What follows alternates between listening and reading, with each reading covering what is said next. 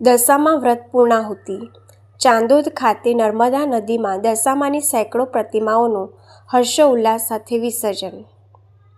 શ્રાવણ માસના પવિત્ર પ્રારંભ સાથે શરૂ થયેલા 10 દિવસીય દશામા વ્રતની આજે હર્ષોલ્લાસ અને ભક્તિસભર માહોલમાં પૂર્ણાહુતિ થઈ હતી. વ્રતના અંતિમ દિવસે વડોદરા શહેર અને સમગ્ર જિલ્લામાંથી ઉમટી પડેલા હજારો ભક્તોએ તીર્થધામ ચાંદોદ ખાતે પવિત્ર નર્મદા નદીમાં માતાજીની સેંકડો પ્રતિમાઓનું આવતા વર્ષે વહેલા પધારજોના નાદ સાથે વિસર્જન કર્યું હતું.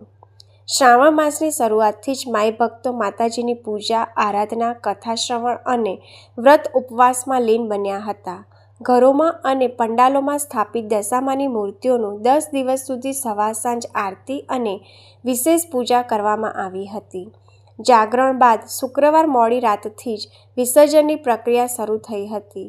વડોદરા શહેર અને જિલ્લાના ગ્રામ્ય વિસ્તારોમાંથી ભક્તો નાની મોટી આકર્ષક અને પર્યાવરણ પ્રેમી પ્રતિમાઓ સાથે ટ્રેક્ટર, ટેમ્પો અને ખાનગી વાહનોમાં સવાર થઈ ચાંદોદ તરફ ઉમટ્યા હતા.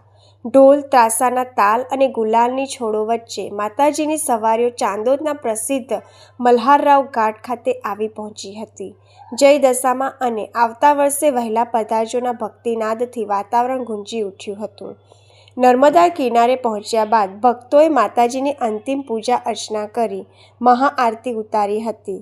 ભારે હૈયે અને આંખોમાં આંસુ સાથે ભક્તો નાવડીઓમાં સવાર થઈ નદીના મધ્ય ભાગમાં ગયા હતા, જ્યાં વિધિવત રીતે પ્રતિમાઓનું નર્મદાના પ્રવાહમાં વિસર્જન કરવામાં આવ્યું હતું. શુક્રવાર મોડી રાતથી શરૂ થયેલી વિસર્જનની આ પ્રક્રિયા શનિવાર વહેલી સવાર સુધી અવિરત ચાલી હતી, જેના કારણે ચાંદોદમાં ભારે ચહલપહલ જોવા મળી હતી. ભક્તોને કોઈ અગવડ ન પડે અને કોઈ અનિચ્છનીય ઘટના ન બને તે માટે ચાંદોદ ગ્રામ પંચાયત, નાવિક શ્રમજીવી મંડળ તેમજ પોલીસ તંત્ર દ્વારા સહિયારું આયોજન હાથ ધરાયું હતું, જેથી વિસર્જનની પ્રક્રિયા શાંતિપૂર્ણ રીતે સંપન્ન થઈ હતી.